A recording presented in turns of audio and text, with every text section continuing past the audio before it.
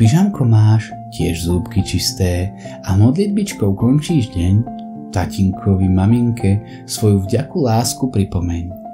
A môžeš sa vydať s Ferkom do rozprávky na príbeh dlhý, možno aj krátky. Keď laškáš si a zavrieš svoje očká, môže začať rozprávočka.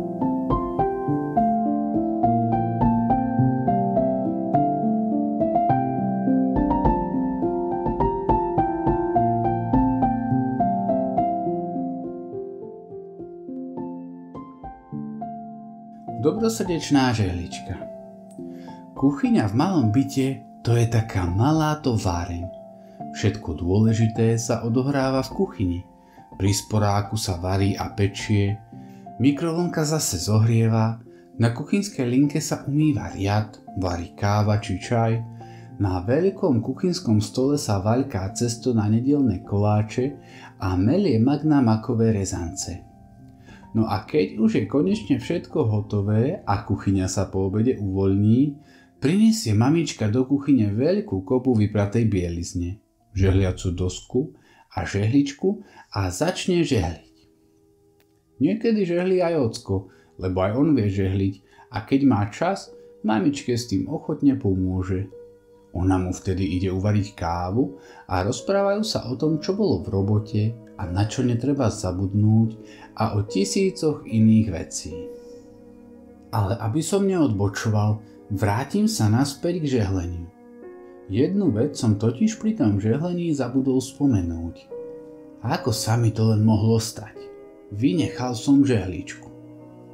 Žehlička to je také zvláštne zariadenie. Každá žehlička je určite veľmi dobrá. Aspoň ja si myslím, že musí mať dobré srdce, lebo vždy, keď ju zapnete do zásuvky, tak sa to jej dobré srdiečko tak rozpáli, že sa potom s ním dajú žehliť aj ockové košele, mamičkine sukne, Aničkine tepláky a dokonca aj Jankové vreckovky, lebo ten má stále nádchu a vreckoviek ušpiní habadej. Niektoré žehličky majú dokonca také horúce srdiečko, že im mamička musí do brucha nalievať vodu, aby sa nezapálili a potom z nich vychádza horúca para, pomocou ktorej sa naozaj perfektne žehlí. A tak je žehlička s dobrým horúcim srdiečkom naozaj nerozlučným spoločníkom v každej domácnosti. Teraz vám však, milé deti, chcem porozprávať o jednej žehličke, ktorá mala nielen horúce srdiečko, ale bola skutočne veľmi dobrosrdečná. Najradšej sa šmýkala po žehliacej doske v šikovných rukách mamičky a vtedy dokázala hotové divy. Pokrčené tričko bolo v momente rovnučké ako vodná hladina v bezvetrí. Peťkové postelné obliečky vyhladila tiež a už sa pritom tešila, ako mu budú voňať žehlením, keď si do nich večer ľahne. No potom sa musela trošku schladiť, lebo mamička si žehlila svoju hodvábnu šatku a tu naša žehlička nesmela spáliť. A tak dlhé roky žehlila mamička a ocko a mamička a všetci boli so žehličkou spokojní. Nakoniec dorástla aj Anička a aj ona začala žehliť. Lenže Anička bola neposedná a mala stále hlavu v oblakoch a tak na všeličo pozabúdala. Raz si tak chcela vyžehliť svoje oranžové nohavice, v ktorých mala ísť s kamarátkami do kina. Vytiahla starú dobrú žehličku, žehliacu dosku a všetko v kuchyni pripravila na žehlenie, ako bola zvyknutá. Žehličku dala do elektrickej zásuvky a čakala, kým sa jej to dobré srdiečko rozpáli. Lenže medzi tým zazvonil telefón. Anička ho utekala zdvihnúť a, no jasné, volala kamoška Ľubka, s ktorou mala ísť do kina. A tak sa dievčatá zarozprávali a klebetili o tomto a o tamtom. A žehlička sa zatiaľ poriadne rozhorúčila. Nič by sa nebolo stalo, keby ju Anička nebola nechala položenú na svojich oranžových nohaviciach.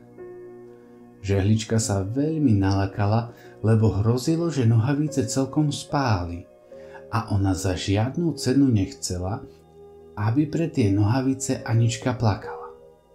Zo všetkých síl sa snažila zostať čo najstudenšia, lenže elektrina, ktorá žehličku zohrievala, bola proti. A tak sa tam pasovali elektrina a žehlička, až nakoniec v dobrom žehličkinom srdiečku čosi prasklo a jej horúce srdiečko vyhaslo. Viac už nedávalo teplo, lebo káblik, ktorý doň viedol elektrínu, sa prepálil. V tom však prišla domov mamina. Keď zistila, čo sa stalo, poriadne Aničku vyhrešila, že nedávala pozor a že mohol zhorieť celý byt. A skončila takto. Máš jediné šťastie, že tá žehlička bola múdrejšia a pokazila sa skôr, ako by to tu stihla všetko zapáliť. A Anička sa trocha hanbila, ani do kina nešla a za svoje vlastné vreckové zaniesla dobrú žehličku, ktorá zachránila nielen oranžové nohavice, ale aj celý byt, do opravy. Tam jej dali nové srdiečko, aby mohla aj ďalej žehliť. Veď takáto žehlička, to je naozaj super kamoška, povedala si Anička. Radšej sa sama obetovala a pokazila sa, aby zabránila niečomu horšiemu. A tento raz mala Anička úplnú pravdu. Za to venované našej Aničke.